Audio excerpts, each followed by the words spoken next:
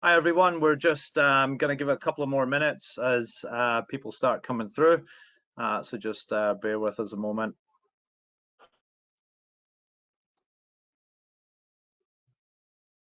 Hopefully everybody's excited. I always get excited.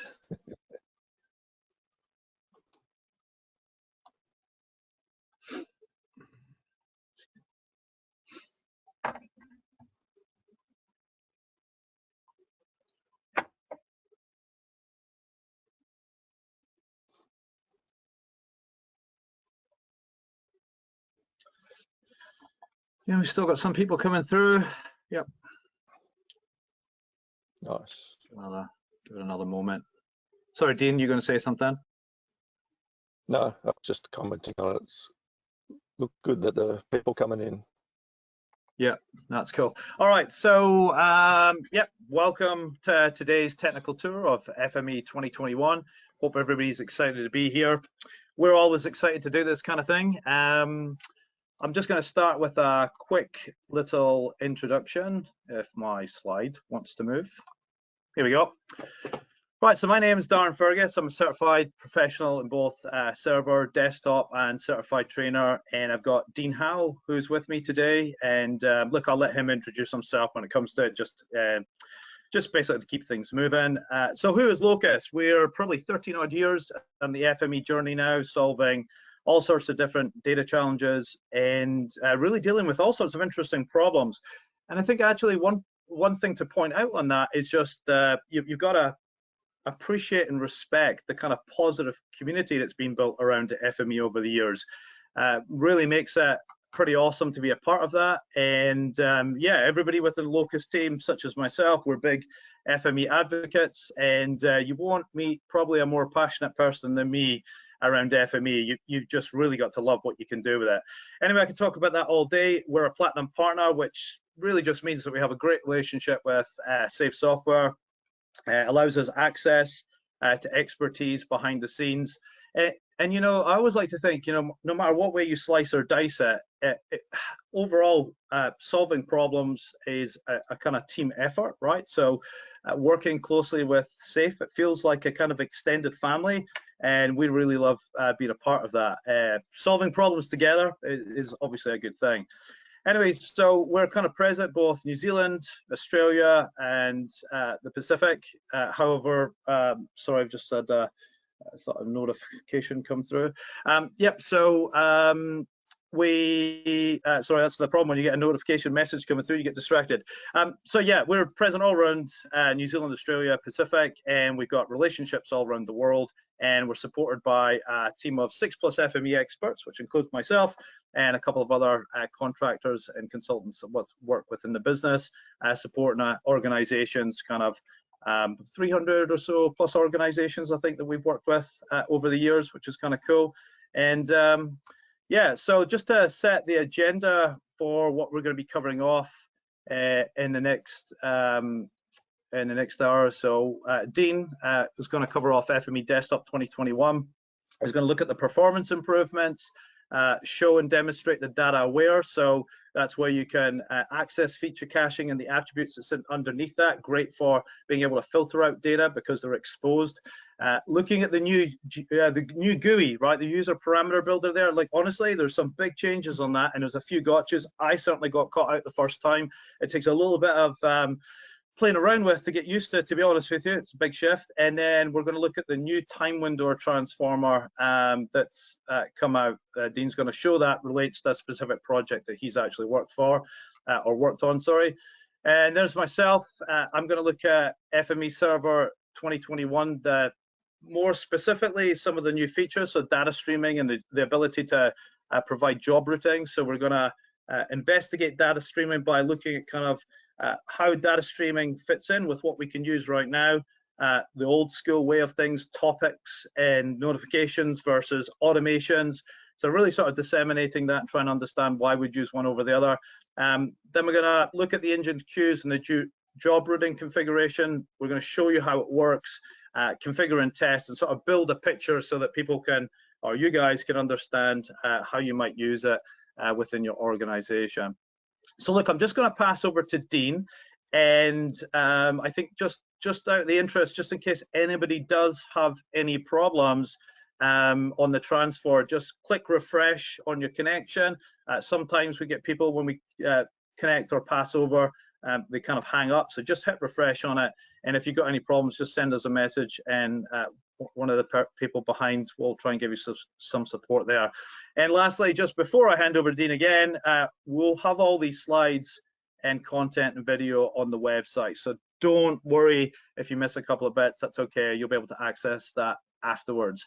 Right, and I'm going to hand over to Dean now, and well, that's a good point. I got to hand over to Dean, so 1 second.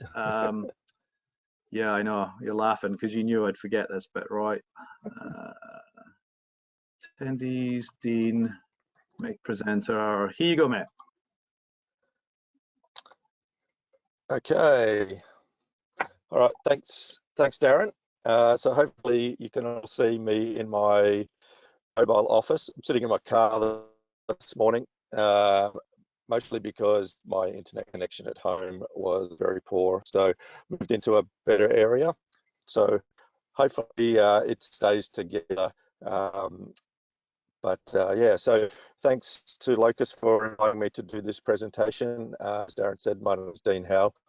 I've been in the GIS industry for a very long time, about 30 years now. Seen a lot of changes along the way, but one of the constants along that journey has been FME, and I certainly have started to use it more and more in the last handful of years, and it's become more and more powerful in the way that, you know, they're keeping up with the various transformers that are that help you go from one platform to another, new features all the time. So as Darren said, we're all big advocates of FME at Locus, and I've certainly one of those people. So what I'm going to do is just need to get the right screen.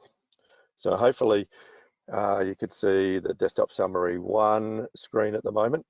So I'm going to demonstrate a couple of workbenches, and I'm going to compare 2020, so not too old a version, to 2021, and we're going to look at some of the new transformers that SAFE are indicating that are working faster. So we'll look at the buffering, they've indicated working 10 times faster, the counter, the intersector, shortest path. I just noticed I put shortest path in there twice, so maybe it's 60 times faster. So I'm sure I missed one there if I've doubled up, but that's all right. I'll show you a couple of those. And then we're also going to look at data aware transformers. So basically, when you have a tester or a test filter and you're playing with your workbench, the cached features allow you to sort of select an attribute directly rather than trying to remember what the attribute is called and what their values are. So I'll show you that. We're going to look at the user parameter GUI, and I'll do that around a bufferer, so you can, you know, determine, you know, allow a user to actually enter in the buffer that they want to do. And we're going to look at finally the new TimeWindower. So a lot of these things are better off when we demonstrate them. So what I'll do, whoops, don't want to move back to Darren just yet. So I'm just going to turn off my webcam and go into, all right, so hopefully you can see the workbench here. And so I've got two workbenches initially. So this is the 2021 version, and it's the latest 21.1.1, I think it is. And then I've got a 2020.0 version. And just to give you an overview of what this workbench does, so it's essentially to help route garbage trucks from the depot to where they're going to start their garbage pickup. So it's a shortest distance problem, and so basically it just goes through, sorry about moving that so quickly. So we're going to look at bringing in the data. We'll build a topology around the data that's coming in. We'll have a look at the buffer, the area builder. We'll have a look at a couple more points. And so we've got a start point here. That's the depot. And then we'll intersect that to get our shortest path to each of those things. So what I'm going to do is I'm going to run the whole workbench to start with. And so we're just going to run it. And the thing I just want to point out here, so, and it'll just run through and it'll create the output. So there's 4,500 features that it's looking at here, just working through its processes. And we can see that this one took 13.8 seconds. So a good portion of what I want to show you this morning is just the differences in performance. So just sort of remember that it took 13.8 seconds. So it's not a big workspace. Certainly I've worked on workspaces which have hundreds of transformers in there. Not a great thing to have hundreds of transformers, but that's sometimes what happens. So here's our 2020 version, and we'll just run that. So it's the same data, same processes, and we'll just let that run through. So it'll be doing exactly the same scenarios. But one of the big thing is that the 2021 version has been sped up considerably overall and for individual transformers. Now speed, so we can see here 24.5 seconds. So almost twice as long. Now, this is only once again, it's only a small workbench, but you can imagine it. If you have more and more features and more transformers, those even seconds, saving you seconds on each process will go a long way. So, so let's have a look at just real simple differences. So we've got our data that's come in, and the overall, so immediately we can see that the 2021 workbench worked almost twice as fast as the 2020 version. So let's have a look at some of the other features, and then we'll also compare speed along the way of some of those things as well. So let's have a look at the counter as an example. So I'm just going to run the counter. And so this is in the 2020 version. So it took 2.5 seconds just to count the 4,500 records. And we've got the same counter here that has been improved in the 2021 version. And it took 1 second. So we have that comparison. So once again, so the more, like, I think already you could probably start to see that there's benefits of that speed improvement just a little way on each of the things. So one of the things that we're going to do is, at the moment, this tester does nothing. It just checks that the left value is equal to the right value. So I just put it in there to just so it's there. But in this case, with this garbage collection data, we have different days of the week. So Monday, Tuesday, Wednesday, Thursday, Friday, the trucks will go out and they'll go into a certain area. And so maybe we want to run the transformer just on a specific run. And so if we come in here now to see that this right version, we have this cached values, and we can just go, oh, we'll just select run now, and see this name is reasonably complex, Friday run 3D903, which is not something that you'd probably remember very easily, but being able to pick it. And if I flick back to the same one in the 2020 version. We've got the test there. Once again, I've got exactly the same 1 = 1, find run, but now we don't have that cached option. So I've got to go, all right, I think it was called what, Friday something. And so I could go, all right, begins with Friday. And so I'd get all the Friday ones. And so you could do it that, but it means that you're sort of guessing. So the real benefit of this data, and so for say it's called data aware. So where you've got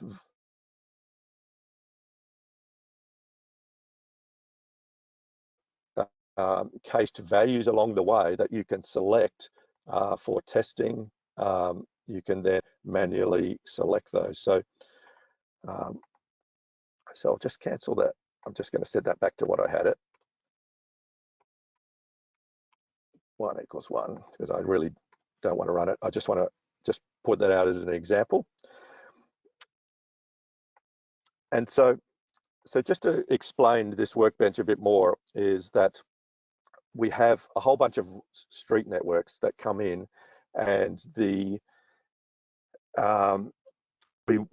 need to create a area for that day for the truck, and then based on that area, we can then, so we do a buffer of the roads, we create an area, and then we go off to the start point here, which is the start point is the depot, and then we do the shortest path. So what I really wanted to show here was the buffer. So here in a normal buffer,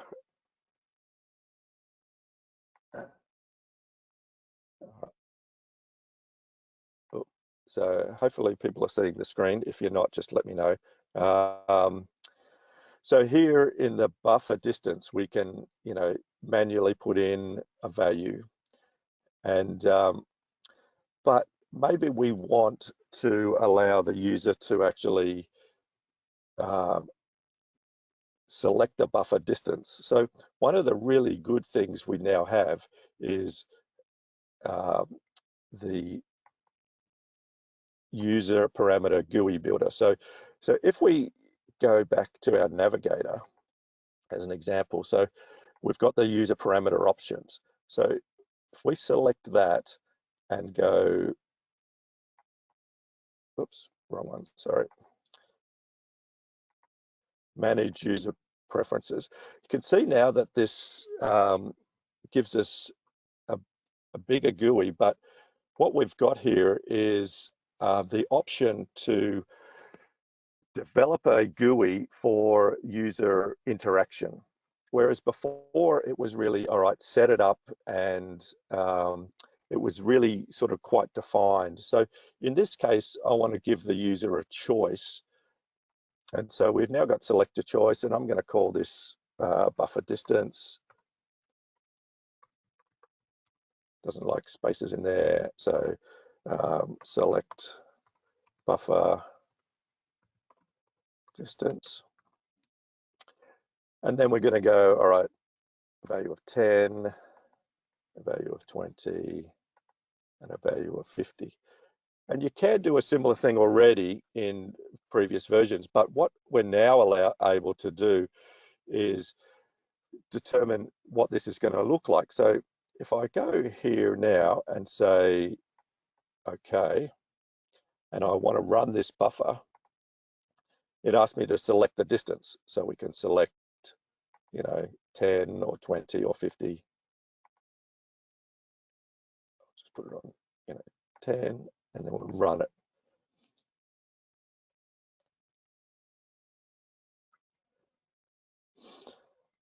And so once again, so it allowed us to do that, but we've now got greater user interaction. So if we then was to publish this in into server, we can then have that GUI there available. So we noticed here this took 2.6 seconds. If we do the similar thing over here, running this buffer,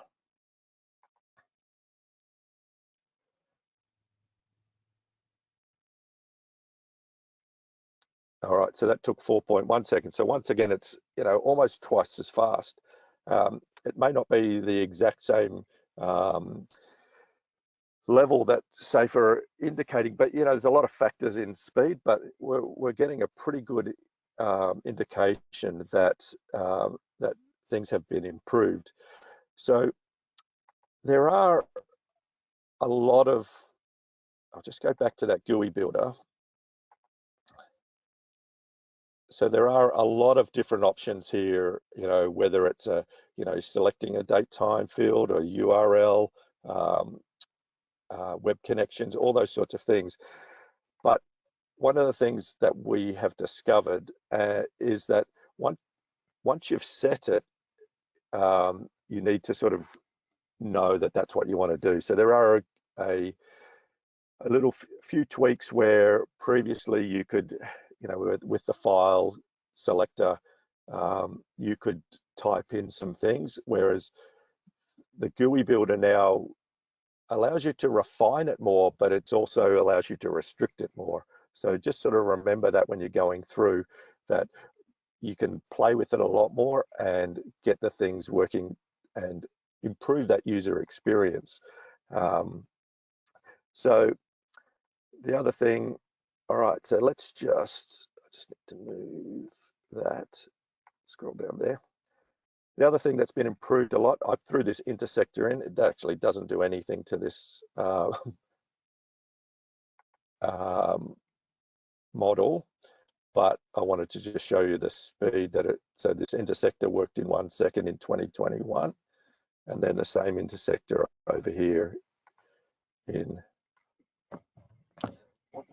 2020 took 2.8 seconds. So I'll just keep on moving, but and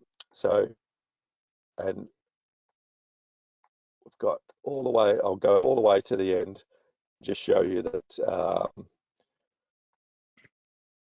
the shortest path, we'll do the final bit of the puzzle,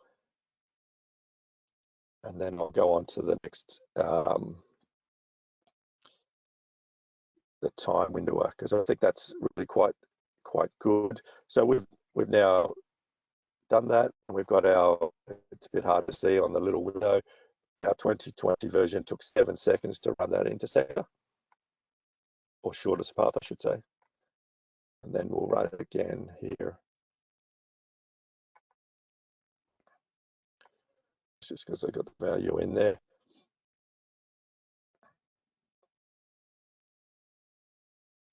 So you can see there. So really quite considerable speed improvements throughout. One more thing that I just wanted to show in this model that we have been, that we've noticed. So this is more of a, for your information, not a, but so if I take this, when you create a model, it's often good to have to manage your attributes really early in your project, and that's because the more attributes you have in your model, the slower it's going to go. So maybe we want to get rid of a whole bunch of things in here.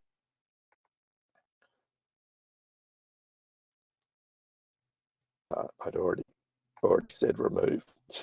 So I'd already done that, so that's all right.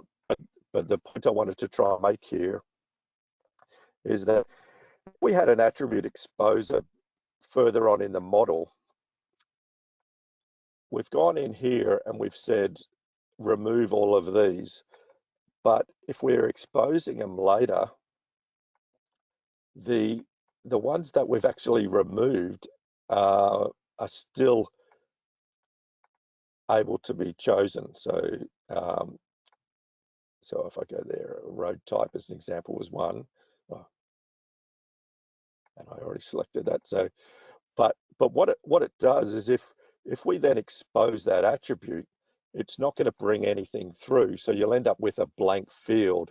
So just be aware that if you've removed an attribute, the exposer might bring it back, and we can sort of see here that now I've got a empty road type field. And so just be aware of that by exposing it isn't exposing the values, it's just re-exposing the field itself. All right, so next part I wanted to move on to is the TimeWindower. And what I've got here is a very simple example. So this is a brand new transformer called TimeWindower, and basically what it allows you to do, it allows you to break your data into time chunks. Now it's really designed for streaming of data, and Darren will talk a little bit about streaming of data shortly. But the biggest thing about the TimeWindower is you can use it to break up data early, or you can break up the data. So if you're streaming data in, and you might want to go, all right, I want to do something with this data every minute or every hour or whatever. So what we have here is the parameters of this allows you to define the window duration. So a window is a window of time. So in my example here, I'm bringing in some weather data. And so I've got 20 years of weather data every day for 20 years from a local weather station. And we're able to select the units, so seconds, minutes, hours, and days. Personally, I feel that that's a bit limiting, and I would sort of almost think that over the next iteration, SAFE will add in months and years into this duration, because if you've got long bits of data, you might want to break it up. And so I've put in a timestamp, and what this will do. So I'll just load this data in. So it's just now this data is already date separated, but it's sort of demonstrating that this weather data could be being streamed in. And so what I have to do with it is that all the data's in, it's got a year, month, and day. So I've had to actually concatenate them together, because the TimeWindower needs a proper date time field. And so I concatenated them all together. So I've ended up with this field at the end, which is just day, month, year. And I'm converting that to an actual time format that FME appreciates. And so that's the biggest thing that you need to make sure that the TimeWindower will actually know what the time field is. Now, if you're streaming the data, you don't actually need to have that time field, because it will actually measure the data as the data is coming in. So you might go, all right, starting from now, and then it'll go, all right, in 10 seconds, that'll be one window. So remember here, what I've done is I've gone and said there's 365 days. So essentially I've set a year. And so what it's done is broken that data into 20 windows. Now, if I'd said 30, then it would break it into, approximate months. And then, so if you're streaming data in, as that window changes, so if you're doing something every minute, you could then make it do something as that window changes. But for this one, where I've got pre-timed data, I'm just going to continue using it. But what it will do is now the output, we have a window here on the data. So each window, which is essentially a year in this example, will then flow through. And then I've just done some statistics and sorted them by year. And all this is then doing is summarizing the data on a year basis. So it's giving me the maximum amount of rainfall per year. And that did that pretty quickly, 20 years of data all flowing in and breaking it into that time where that time definition wasn't already there. So that's pretty well what I want to do. I'm going to hand it back to Darren if I can figure out how to do that properly. So hopefully you've got it back now, Darren, and you can continue on with your bits.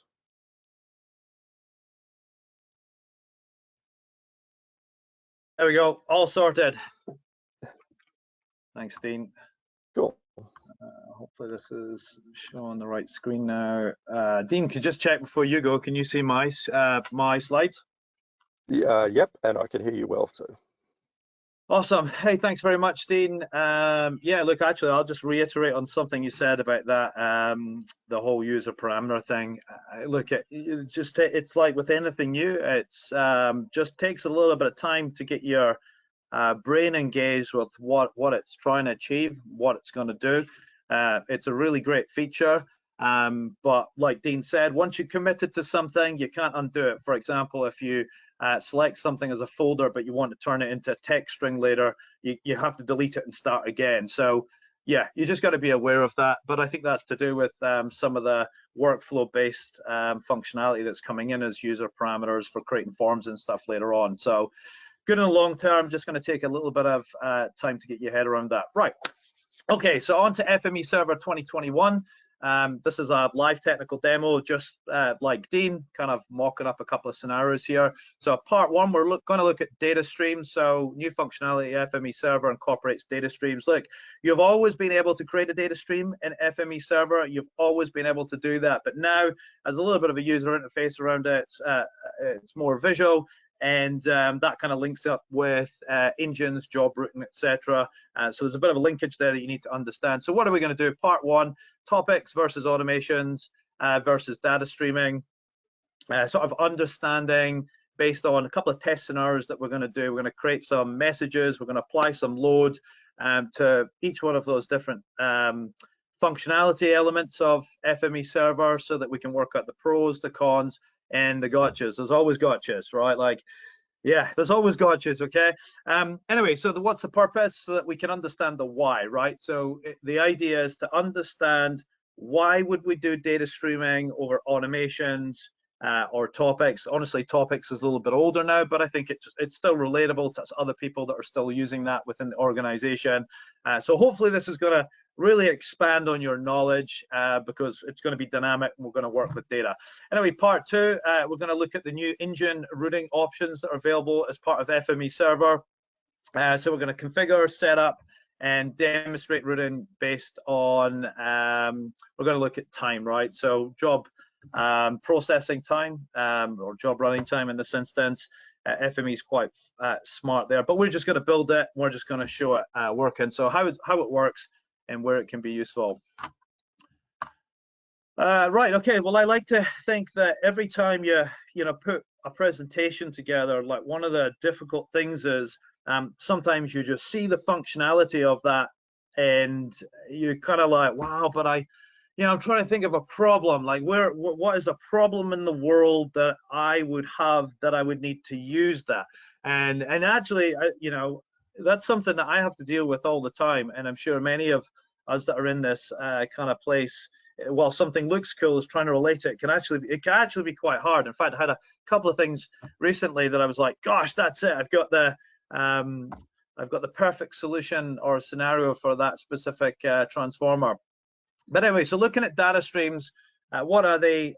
Well, it's event-based messaging. So, there's a few different scenarios that I kind of cover. So let's think utilities having a power outage. We're doing some work with one of the local utility companies, and they got PLS sensors in the field. And, sometimes there's, 3 or 4 of those outages. But if it's a big event, there could be lots and lots of outages. And that means high capacity messaging coming through. Is automation suitable? Maybe data streaming, perhaps something else. But anyway, so utilities, emergency management, similar type scenario, local, regional, civil defense, earthquakes, and so on. So hopefully you get the idea there. So if we understand the flow of data, we think about it in the sense of there's some form of trigger, so something's happened out, let's call it on land. You know, in my scenario, I've mocked up some data so that will be like around Wellington region on land, but it creates events in the ocean as well, right? But we want to be able to filter that. So we'll have an event, and we'll go through the details of how we're going to create the events in a moment. And then we'll have FME Server. So FME Server receives the event information as a little JSON package, and then we're going to do something with that, right? So the event's going to contain information, locational information. We only care about the land in the instance that we're testing because, again, that's real world, right? Usually want to filter something out or change it.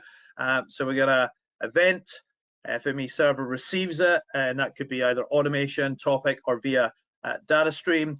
FME is then going to carry out some kind of action, and then perhaps maybe there's an external action. So maybe FME's done its thing, and then it wants to send it to another system to be processed in some way or form, right? We'll leave that kind of open-ended. So one of the difficult things is when you're trying to test something, you really need a way to be able to test it. And that's actually just the great thing about FME, right? Because FME doesn't just do what it does really, really well. We can use it to create test scenarios. So we have a workspace, which we'll go through in a moment, that allows me to mock up test data, send it via webhook, and to FME so that it can process. But yeah, hopefully that makes sense as we work our way through. All right, so live demo. All right, let's come out of the screen. Oh, wrong keyboard. So what happens when you got two computers next to you? All right, so this little puppy dog here is a big workspace, and just remember, this workspace is representation of creating some event, right? So I'm just going to give you a very brief on this because it's reasonably irrelevant, other than what we're trying to achieve here. And actually, this is a workspace that was pulled out of FME Server training for data streaming. So if you guys want to go and have a play with yourself, go and download the FME Server training, and there's data streaming in there, and it'll show you how to configure it, set it up, and play about with it. But I'm gonna do that here. So I've modified this quite a bit to create a suitable scenario so I can create the testing that I want to be able to do. One of the big parts that we do with FME all the time is testing, right? It's testing, development, testing, right? It's what we kind of live and breathe. And actually, that's one of the reasons that feature caching is so phenomenally awesome. And Dean mentioned or alluded to earlier on the ability now to look at the attributes instead of going, oh, I've just gone and created a test filter and now I can't remember what that attribute name was or how it was spelled, and you can access that. Anyway, sorry, getting sidetracked. Right, so what are we doing? Right, step number one, we're just gonna create a number of records completely at random. And then we have a bounding box, which is based in New Zealand, because that's where I live, and round about Wellington, that's going to generate random points anywhere within that box. So some points are going to land on land, and some points land on land. There, you got to like that. So some points are going to land on land, and other points are going to land in the ocean. All right, and that doesn't matter here, but that's going to matter when we process that on the other side. Cool. Right, so we're doing that, and then we've got a couple of different scenarios, a couple of big boxes here with bright colors. That's just to help me out with what I'm doing. So at the bottom, so starting from the working from the bottom to the top. At the bottom, we've got topics, right? So topics, we still use topics. A lot of people still use them, but there's better ways, more efficient ways to use it. And what better way to demonstrate that by showing topics than automations via webhook, and understanding how quickly that processes, what kind of load it can take, and then comparing that to data stream. So that's exactly what we're going to do. We're going to mock up some test scenarios with topics, and we're going to look and we're going to monitor FME receive that packet information come through, and we're going to kind of look at the logs. I'm going to try and understand what's taking place based on those different types of scenarios. We're going to do the same for automations. Gosh, I blanked there. Automations, because I want to say webhook. Automations utilizing webhook if you haven't done that before. And then lastly, the data streaming, right? Let's build a picture of actually just how awesome data streaming is. Just saying. Clearly, I've done this. Right, and then the workspaces, let's have a look at one of the workspaces we're going to be using to process the information. They're pretty much 3 different workspaces, pretty much all the same. What are we going to do? So this is the FME part, right? This is one part. This is the workspace. This is the transformation, translation part of sitting in wherever it sits within FME server as part of the trigger action. So this is the action part, right? So we got data streaming, a little bit about the workspace, and we got a creator. So any type of workspace where you're receiving some kind of data from somewhere, you need what Dean talked about earlier on. You need to be able to pull that information out via either an attribute, it could be a user parameter. In this instance, we're getting it as a JSON package using the WebSocket receiver. So this is the data streaming one. And then we're going to use an attribute manager to build our schema. Let's have a quick look at that. So what do we got? We've got event ID, event time received, raw event time received, incoming message. You might ask why I've done these, because when I was testing, I really wanted to understand just how fast is FME, right? By the millisecond, right? Because that's hugely important. Like if somebody tells me we could potentially get like 1 million messages in a minute, gosh, I need to think about whether or not FME can indeed actually process those types of records. And certainly we don't need to process that amount of records, but we can process a number of them to start to understand whether or not FME is going to be up to the task. Right, then we're going to use the Json Flattener. We're going to write some information to a log. So that's going to capture the information on the first. It's like a handshake, right? Hey, by the way, FME now has received this data. Here's the time. Start time, process time from before, where it came from the other system, and then I can evaluate that at the end, and I can go, right, what was the time I received this data? Here's the time it is now. Okay, so it took 1 millisecond to process. That's going to help me, right? Because I'm going to be able to capture that information through the log, and again, start to build a picture for just how well that process is working through FME. So we've got a vertex creator. We're going to get that information that's coming through. We're going to create a point, got a set coordinate system, NZTM.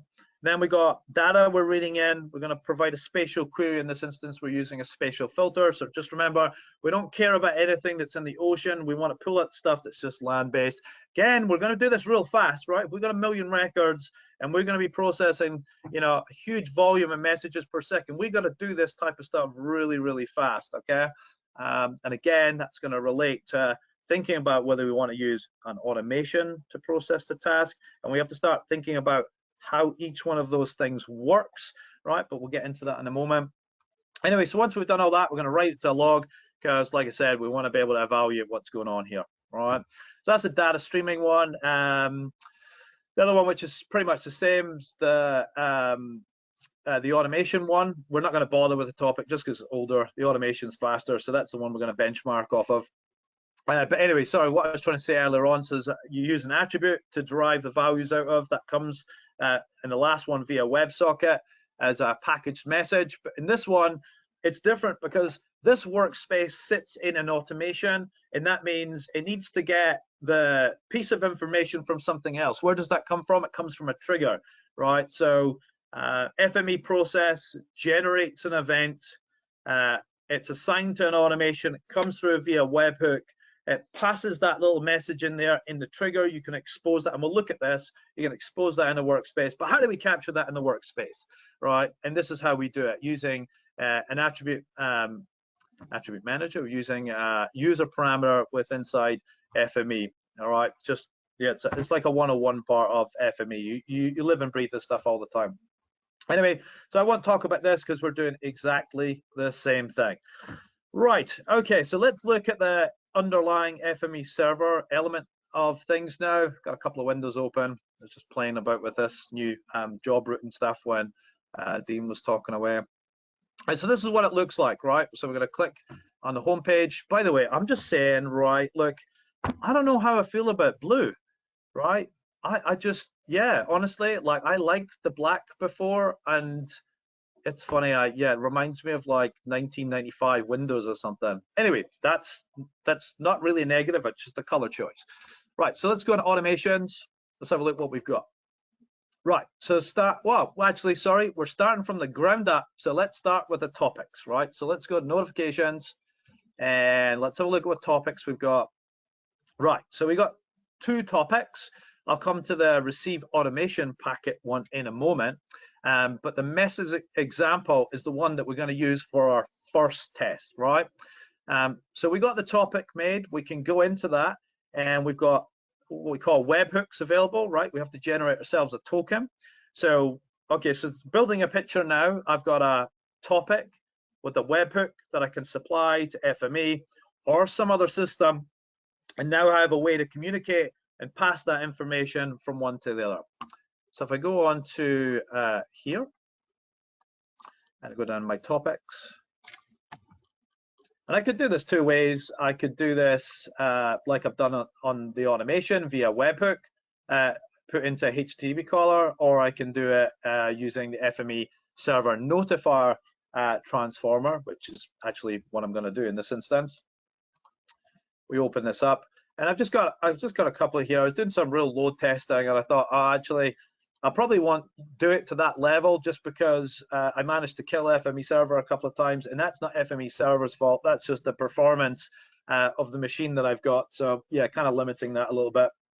But anyway, so we've got the topic here. We've got all little stuff that we're doing. So a deaccelerator, so it slows it down by intervals, anywhere between 0 seconds, 5 seconds, you know, different loads. So, you know, we can create a real scenario, right?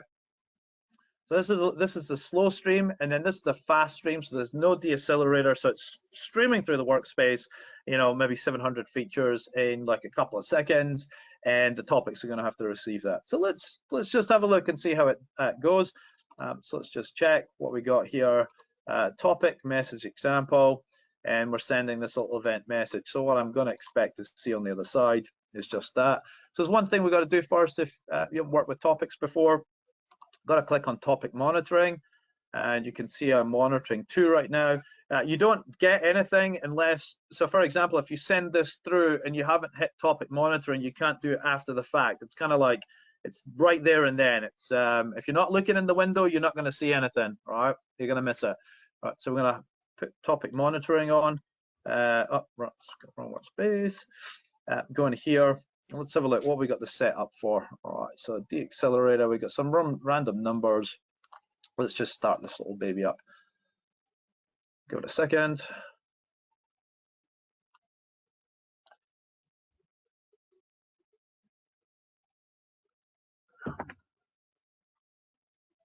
Here we go. Sorry, user parameter, I've got it on bypass, so 1 sec, just change that to no. Okay, do it again, my bad. So again, it's like I've got a user parameter that allows me to bypass yes or no, so whether or not I want to use the top and just stream it all through versus the bottom. It's a bit more real. So you can see now we've got records coming through. Let's just look at the configuration setting of this deaccelerator, delay in seconds. So we got a random delay that's managed up here between a certain value, or is it up here? Sorry, here we go. So minimum value 1. So we're going to get records through between 1 second and 10 seconds, right? So that's pretty good. You know, that would be okay in certain scenarios. And then let's go to our topic monitoring. Here we go. We got these events coming through. All right, and let's push this a little bit more now. So we're gonna just come back out of that. Gonna stop that. I'm gonna refresh this, and then we're gonna do the same thing, but we're gonna do turn this on to yes, and then I'm just gonna stream them up to here. It's kind of cheating a wee bit, but yeah, run them up to here. Here we go, and we've got 629 records. Gosh, don't want to send 629 records. Yep, let's have a look. All right, let's do this. Let's get back to our, let's check that we're monitoring this. Spot on. And let's get back to our workspace and let's hit it. Right, let's go back here and we're going to see all this come through now. Right, here we go, coming through. All right, so you can see that's pretty fast. That's a lot faster than it was before, right? And we've got this little time window up here, and I can tell you now, it's roughly a topic can receive the receipt of information. And remember now, we're not doing anything with this, and we're going to come to that point in a moment, right? But we're receiving this, and it's roughly 10 messages every second a topic can handle. Okay, right. So let's go through that process in our mind right now. We've got an event that's processed that comes in via topic, but we've only just got the message, right? We're gonna have to do something with that, right? So how we would do it in this scenario, which is exactly the same as the automations, just a different trigger, which is what we're gonna go to next. Clear results, manage automations, and you can see we got a topic one here. I got it disabled because we're not using it. So here we go, we've got a topic that comes in. There's our topic, and we're going to process that. We're going to run that through a workspace, the one that we demonstrated earlier on. So it's going to take all those that message coming in. It's going to sample it via the spatial filter across the location to identify land, and then it's going to do something with it, right? So right now we would just log the information, or we could send it to some external action. So there's kind of three parts to this. So there's the event. Then there's the topic, then there's the automation, or you could go topic and then the action and then another action. So topics now really aren't used so much. Automation is the better way to deal with things. So let's move up the ladder and work towards that data streaming. So if we go into here and we look at message handling automation. Okay, so we have something a little bit different, and this is, I think this came in maybe 2020. Ability to have a webhook and an automation. It's just, gosh, it makes it so simple. Why send it to a topic when you can just actually have it in the automation itself? So what we're going to do is going to take this webhook and we're going to give that to our test workspace. This time we're going to process the data, and we can actually mock up that like it was sending the data somewhere else, right? Like it's saying, hey, I processed this data for you. Maybe I'm going to send it to an external system. Maybe I'm going to send an email. Probably don't want to send a million emails. So it's probably going to be some other system that we're sending to, and we're just going to send it back to a different topic that we're going to monitor so we can get an idea on the speed. Now, one of the things to think about here is, what does an automation do, right? So some basic things here that we need to really think about.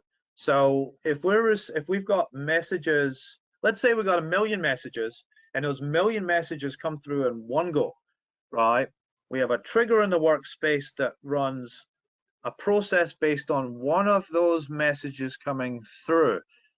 I'll leave you think about that one for a moment, right? So in other words, we're processing one at a time using our automation. Right, okay, so let's just test that. So let's go back to FME workspace now, and then we've got our webhook or other API. Remember now, this is FME pretending it's a different system, so that could be just some system sending it somewhere else. What do we got? We got our event message coming through. We got our request URL with a token, super, and then we're going to send it through. So I've already cached up some records here.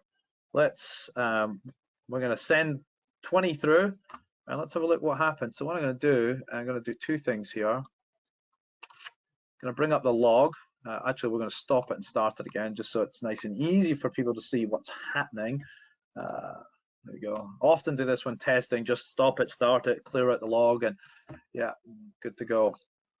All right, so let's go to view log file. Right, so it's just sitting there doing nothing, right? I kind of find this a little bit limiting, actually. You got to hit refresh. I wish it would auto refresh, or you could set some, say if you're watching this, auto refresh or configuring up some kind of refresh function on it. That'd be super cool than me sitting there clicking that. And then the other one we want to do is we want to look at jobs, right? But we want to look at jobs twice, because we want to look at queued, and that's another one I got to hit refresh button. And one of you completed. Don't really care about running, because they really are like just a couple of seconds to run. Okay, how are we going to do this now? Right, let's go. Wrong thing, sorry. Where's my workspace? Oh, do you know what? I'm actually finished with these workspaces. Let's close these down now. Don't need these anymore. Get rid of these. Right. Okay, here we go. Let's hit it. Right, boom, into here. Right, completed. Spin that one up. Running, queued. Come on. Here we go. Right, we got queued. See what's happening? Right, we got running. Completed. Sorry, completed. Come on, completed. Completed. Ha. Queued. Queued. Queued. This is where it's. I've killed it. Haha. Why is this not doing that? I think I know why it's not doing it, but we'll just check that in a minute. All right, okay. Well, that's not a good start, right? When you go to test something, it doesn't work. And actually, this is probably a good example. This is a good place for this to come up. Something important. Ah, that's gone. Huh. Isn't that interesting? I didn't expect that. I actually thought there was something wrong there, actually. Completed. No. Queued. No. Cancel that. No, there is something wrong.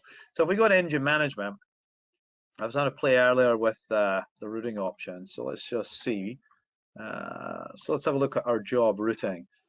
Okay, so you can see the default now. We got samples, utilities, dashboards, blah, blah, blah, blah. We show no more. I actually don't have the project that I'm working in for this demo assigned to my default, right? And I think when I was playing around earlier, yes, I have, because this is a good time to look at job routing, because this actually relates to data streaming. What if, and we'll get to that in a minute, right? But right now I've disabled both my engine assignment rules, so I should be able to just enable these. Let's do that. Okay, let's just check everything's on. Yep, that's on. That's on. Right, okay, we should now be able to go back to this. There we go, it's processing. Okay. I just want you guys to hold that thought with this, because that's definitely one that can catch you out, right? And it relates to data streams specifically, so you have to be quite careful. Anyway, right, so you can see what happened there. We probably need to do it again, actually, don't we? Because that was everything queued up. But you can see there was multiple requests coming through, so I've just hit that again. So if I hit my queue, refresh, there we go. They're coming through, but they're getting processed. It's going to get smaller and smaller. There we go, and it's processing. All right, so what we have is we have 20 records that went through within the second, triggered an automation. The automation starts to process those events, and guess what? We have a problem because both our queues are used up. Sorry, both our engines are used up. Right, we have no more capacity, so we create queues. So there's a hard limit on how many events we can receive and process via automation. Now, I'm not going to go into the details, but I'd say if you're dealing with something around a few seconds or greater, then, you know, webhooks are good, especially if it's variability, right? Like if it's variability around, you know, you're not really likely to get like 100 records that are going to hit you in a second, and it's somewhere between, sometimes it's 5 seconds, sometimes it's 5 minutes. Webhooks, topics, that's really all good. That's how I would use that. But then if we're dealing with stuff that's really much faster than that, we really need to start thinking about two things. One, something else, which is data streaming. And number two, having an engine that's available to those specific tasks 24/7, right? Because it's the only way. And there's an impact. So we talk about the pros and cons. The pros are we can do it, and we can do it really well. The cons are, but you're going to have to sacrifice something, and you're going to need to know about that before you start. So let's just go and set that up. So if we go and set up a data stream, this is what everybody's been waiting for. Build a stream. We're just going to call this example new stream. Oops, spelling and typos. Just be real lazy, just copy paste that here, select a repository, message handling demo, and we want process package streaming, we want this guy. That's it, simple, right? And just remember, before, when you could do this, you could just go and publish a workspace up, and you just run that workspace, and it would just automatically take up an engine. The difference being there was no visual element around when I log into server and I go, wait a minute, why is there jobs all queued up here? And then I hit on jobs, and then I see there's a workspace running, which we'll see in a moment. So if I go to jobs and I go running, no, there's not, because guess what I forgot to do? I forgot to assign an engine. So go back into that. And we go, see how assign engines, assign, and we're going to assign an engine. Let's do it on 1. See, it gives me a little warning message. And that there is something you have to think about. What if you've got your FME server and queues all configured up, and then somebody comes in and goes, oh, I've got this great idea, I want to do data streaming, and then they just do it.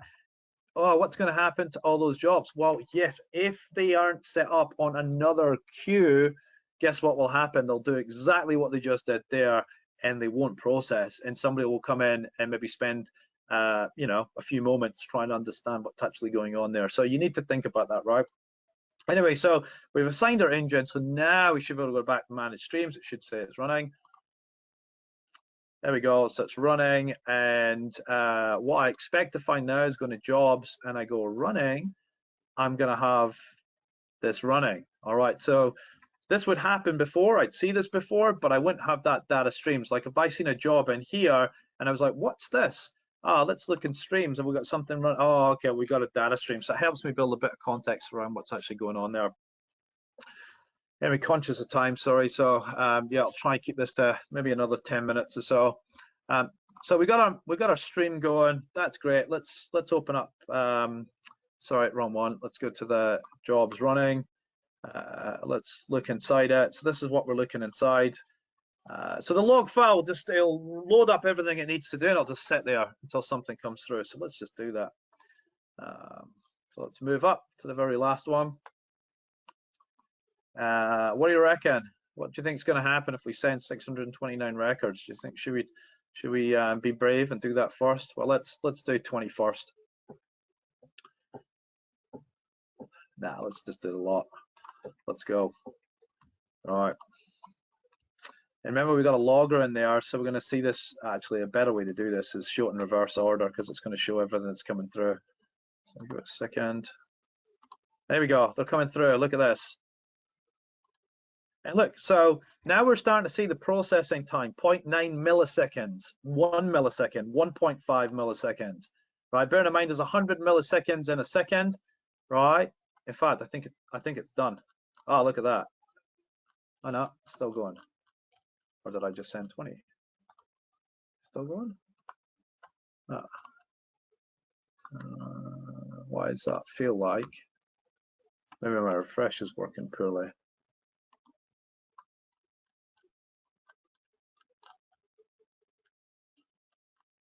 I don't feel like they'll all come through there.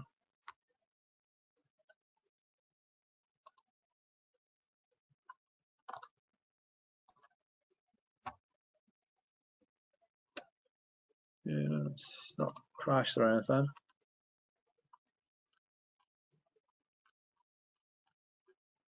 Huh. Not convinced that worked right there. Let's just go into, let's just refresh the whole thing.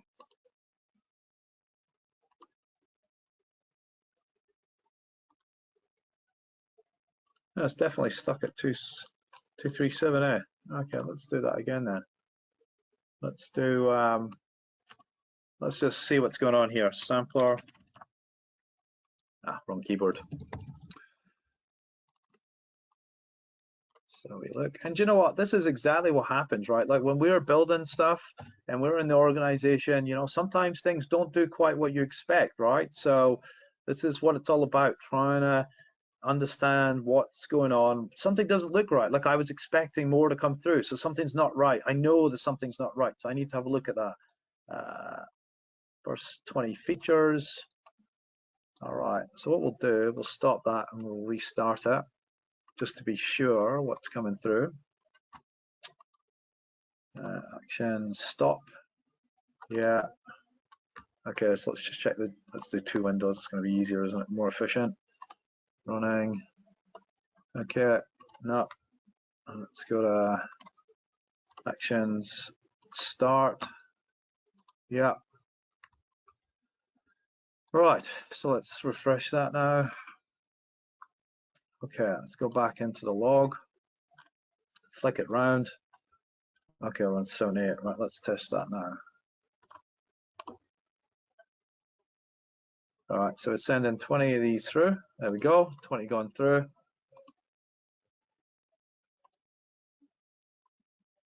So we should have 20 records there. Okay, that looks about right. I might have just sent it through. Like, I've got not really the best resource machine, I guess, with this. So that's a bit new. But anyway, the point is this. That's less than a millisecond, 0.8 millisecond, 0.7 millisecond. You get the picture, right? Data streaming is where it's at for dealing with high capacity messages. It's the only way to deal with it. What Safe Software have done about creating that visual element of a stream going makes it much easier for where more people have to manage FME server, working collaboratively on different things to understand where it's going, not without impact. So hopefully that makes sense. So that's why you would use data streaming over automation. So anything that's maybe like 10 seconds plus, right, and infrequent or frequent at different intervals, automation's where it's at. And because there's not a dedicated engine associated with that, right? So that's a benefit. It means you can use that engine when the automation is not running. But if it's really got to be potentially like some catastrophic event where, you know, thousands of records have to come through in a very short space of time, the only way to do is dedicate data streaming service to that. Okay. All right, moving on. So this will be nice and quick actually, and we can finish things up. Engine management. So this little bit here is where we go in and we can now configure our queues with job routing, etc., and assign engines to those job routing. So let's just stop talking about it, show you how to do it. Right, so we got two here. So we've got a long process, short process, and then we got job routing rules. This is, so create a queue, and then we go, let's just create a new routing rule. It's easier, right?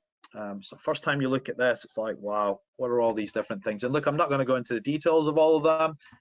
You can have a play with that yourself. But metric is the one that we want to do. The sign, you got to remember, like I keep doing this every time I set up a new rule, I forgot to give it a name, right? So I'm just real lazy here. Call it new name, task, whatever. Let's not put a dot on it, that's bad naming convention. And then we're going to go into and see, look, there's quite a few things here, right? Like percentage CPU time. So I guess it's not just about how long a process takes. It could also be related to how detrimental that process is to your actual processing capability on your machine, right? Anyway, so we're going to go elapsed time because it's just nice and easy. I've got a workspace that we can mock it up, right? So we'll set something that's, if we do it less than 5 seconds, because we don't want to be waiting forever. Let's select a queue and let's define it to our short process. I guess we could go and set up a new queue actually. So let's go and do that. So let's go queues and let's go and create a new short queue. New short queue.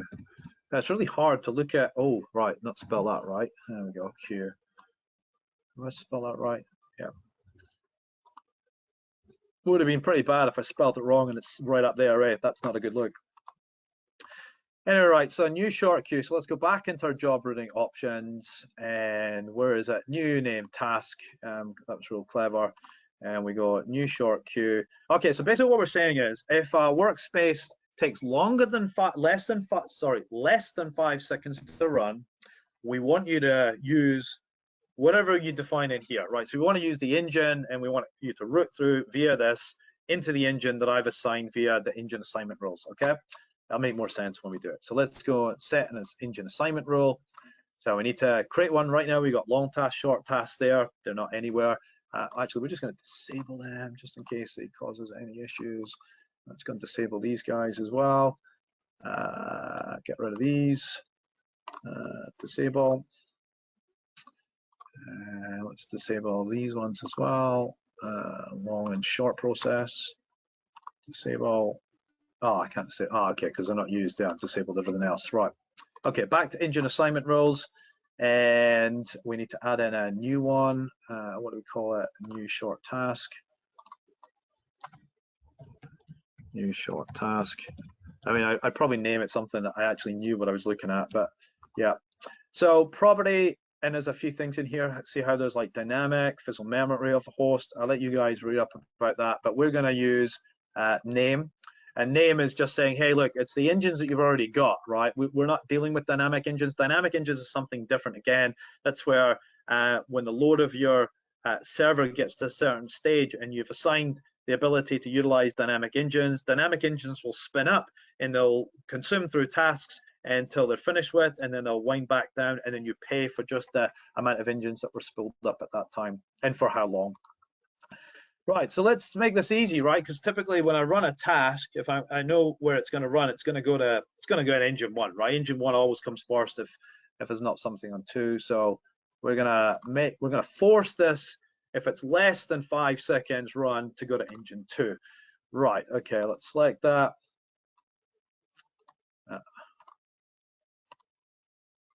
And then queues, new short queue, and there we go. Right, okay, so let's just check all this now. Right, let's check we've got this all sorted.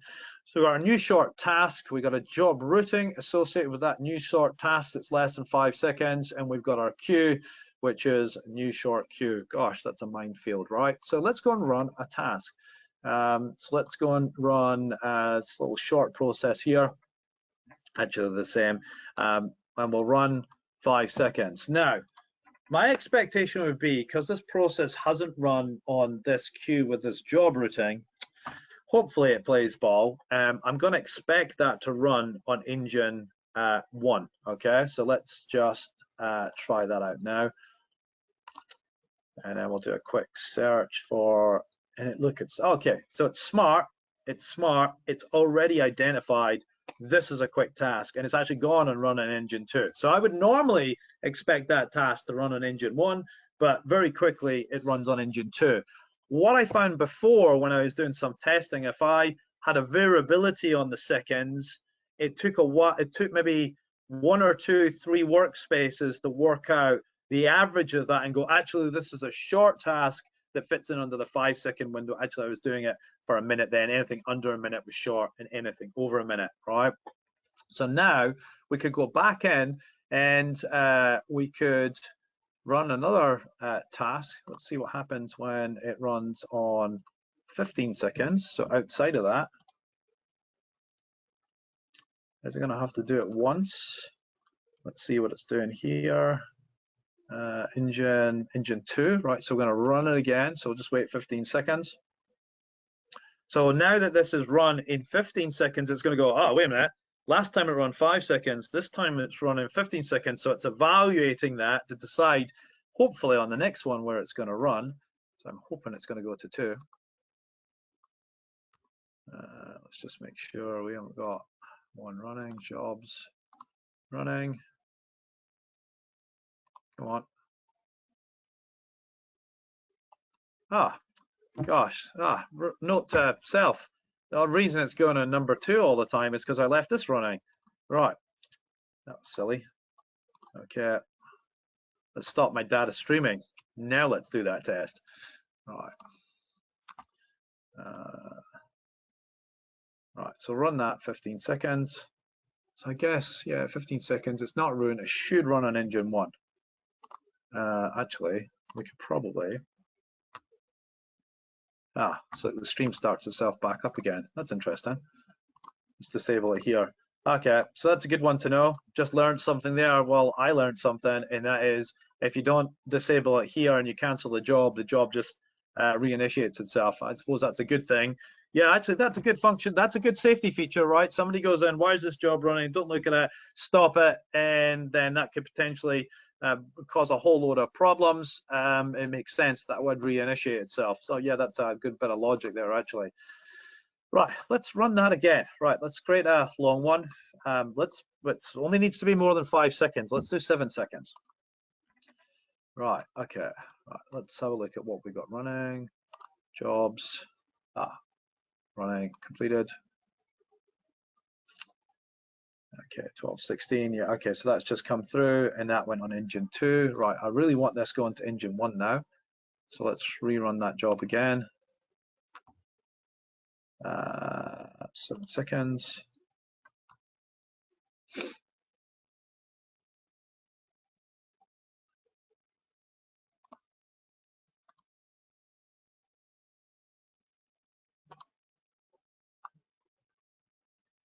Engine 2.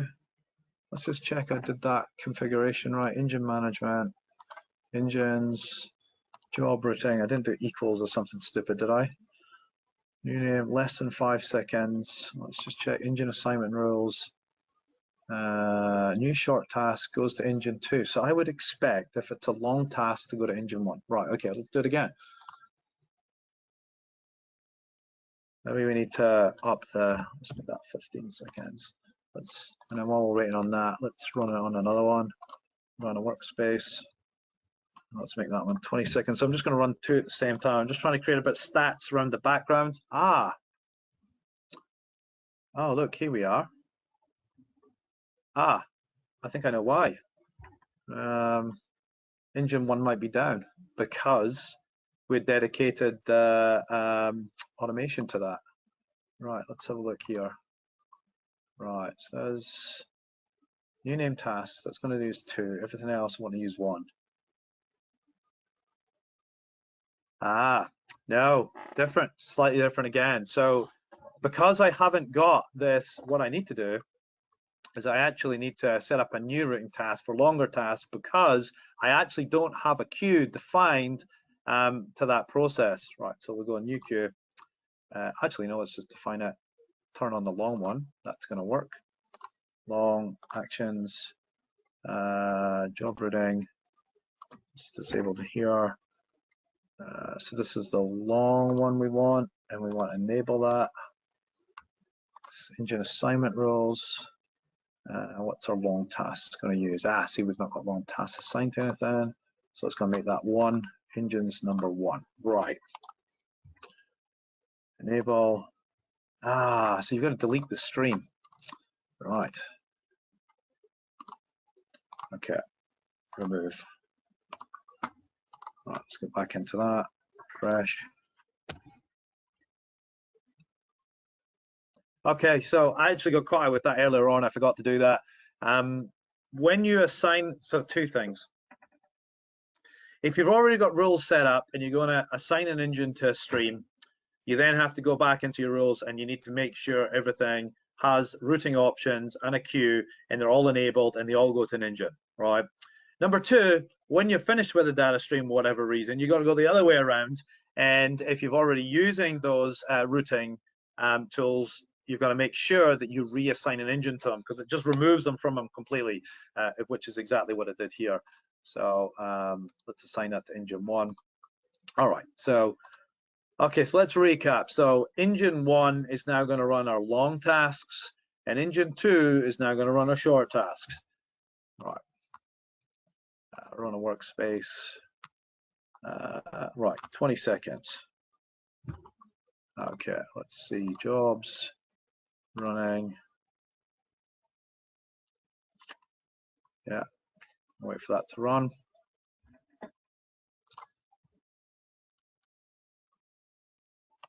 Okay, so it's long tasks, it's running on engine 2. Okay. Long tasks, engine 1. Okay, that might take a while to kick in then. And what's the job routing? Long tasks is greater than equal 11 seconds. Last one was 15 seconds. Okay, so we might have to run it a couple of times. Let's resubmit job. Let's do it a couple of times. All right, this will be the last bit here. We'll see if we can get this working, and if not, apologies.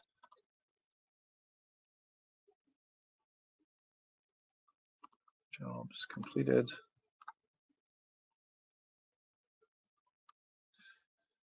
Right, engine 2, engine 2. It's interesting, all going in engine 2. Have we still not got one of these engines running?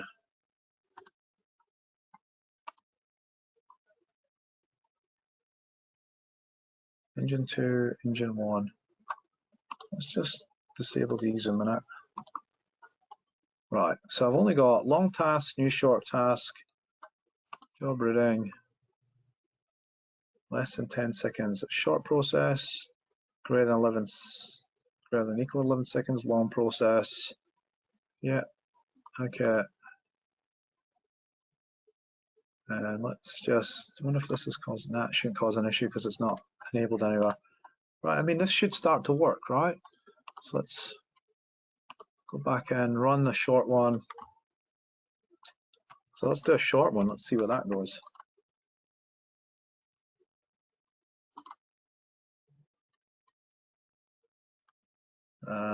Engine 1. Okay, so engine 1's working. That's fine. Engine management, engines, job routing. That's sort of queues. Yeah, engine assignment rules. Right, so short task is engine 2. Yeah, okay, I'm gonna have to run that again now.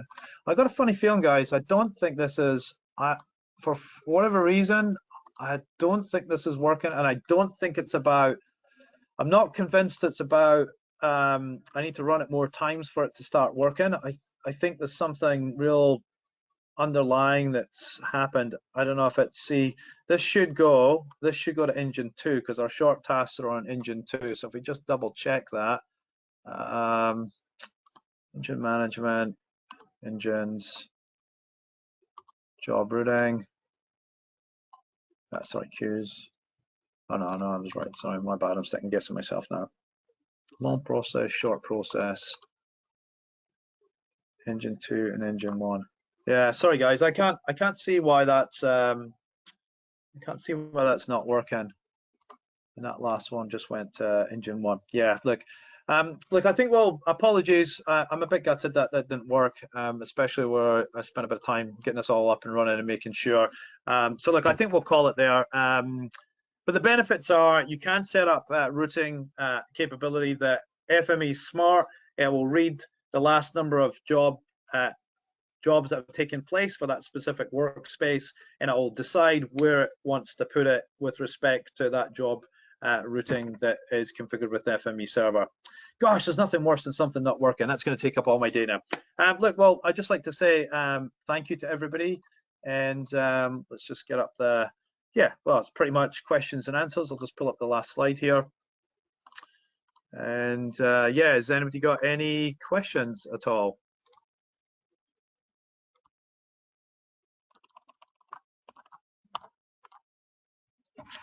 Yeah, that's pretty much. And I guess just again, we're going to have, actually, when we publish this back up to the website, what we'll do is we'll put in